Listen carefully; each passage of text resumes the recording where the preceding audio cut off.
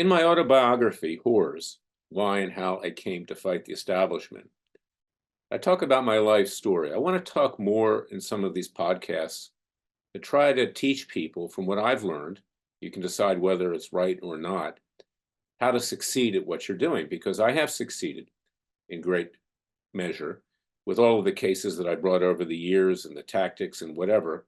I paid a price for it because I've gone up against the establishment. I've gone up against the grain. I do what I think is right. But I've learned over the years that one cannot be afraid. And if one is afraid to lose, one will never win.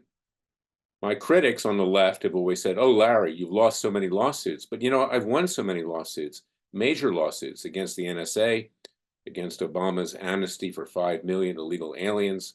I kept Jerry Corsi out of prison during the Russian witch hunt of Robert Mueller. I can go on, and you can read about it at freedomwatchusa.org. And this is not to toot my own horn or to brag, but I want people to understand, because it's time in this country that we rise up, that we not be afraid, that we not be scared to lose. Our country is sinking faster than a rock. We're on our back, as I've said, gasping for air. We're on the deck of the Titanic as chamber music is playing as the ship of state is hitting the skids.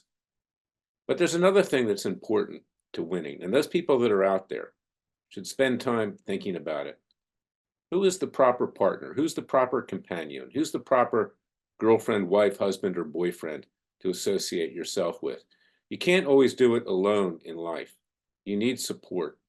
And I'm going to cite as an example John Adams and Abigail Adams.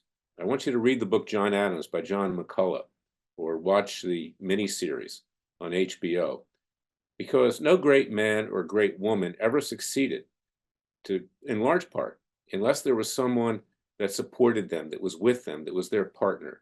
And that's extremely important. Also look at George and Martha Washington. Same thing, our first president.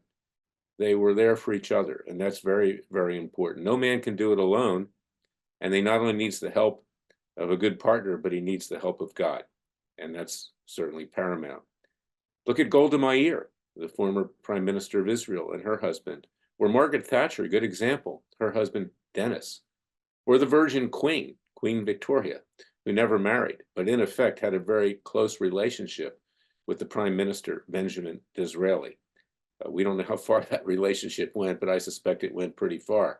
And Disraeli was, in effect, the leader of Great Britain for many, many years because of his association with the Virgin Queen Victoria. So that's my message for today. It is time for the American people to rise up. It's time for you not to be afraid, to not be afraid to lose, or we will never win. Our founding fathers, against all odds, won against King George III with the grace of God and the divine providence. And they did so with partners, both personal and with God, that were there for them. And that's now time for the American people to think it through, because we need to rise up again and save this country. I want you to go to freedomwatchusa.org, contribute to our cause with tax-deductible contributions. We need your help. We are your real Justice Department. And get my book, It Takes a Counter-Revolution, Wake Up America. Don't just read it, but then enlist in Freedom Watch's Justice League, so we can do what we have to do today to make sure that we have a country with the principles of our founding fathers bestowed to our kids, grandchildren, and future generations. God bless you. God bless America. God save America.